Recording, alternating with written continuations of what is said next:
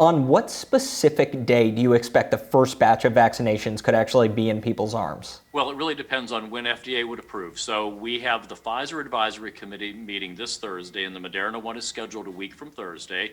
And if everything remains on track as it appears to be with the Pfizer vaccine, it could literally be within days that FDA grants authorization. And we have said that we would be able to ship within 24 hours. And some of the retail vendors like CVS, I think, have said that within 48 hours they would have shots in arms from FDA approval. When that vaccine is widely available, do you expect that Americans may have to wait weeks to get an appointment, or will there be enough doses and locations where people could get it quickly, let's say day of? In some states, we've got over 1,000 different outlets, whether it's CVS's, Walgreens, hospitals, public health departments, community health centers, nursing homes, where we'll send vaccine. Others may be more limited in where they want it to go.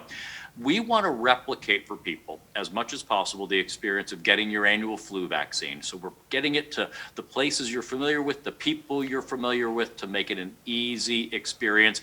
And it's just going to be week by week, progressively more vaccine ships and is available, and our governors will select prioritized groups. So in terms of widespread in the second quarter of next year, by that point, we will have a very well-oiled machine. Recent polls show only around 60% of Americans willing to get the COVID vaccine at this time.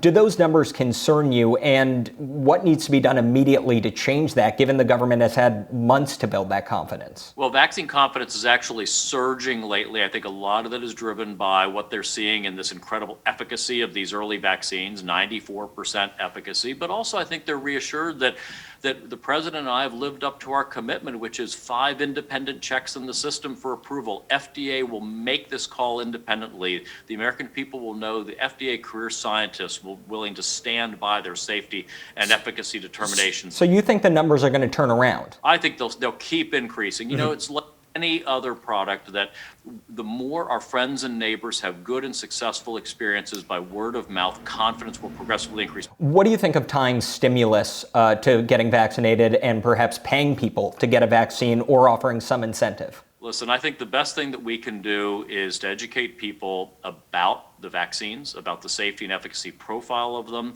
and really enable thoughtful discussions between individuals and their healthcare providers so that they can make individual choices that are right for them.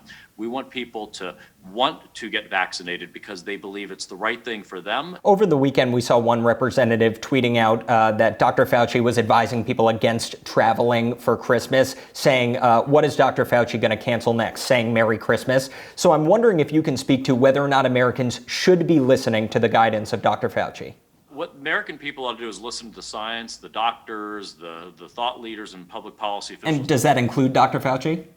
Of course, Dr. Fauci is an important voice there, but what he's saying is what we all say, which is wash your hands, watch your distance, wear your face coverings when we can't watch your distance, be really careful about indoor settings where you're going to let your guard down and not do that. And we're very concerned about the Christmas holiday season because people do let their guard down with family members who aren't from the same household.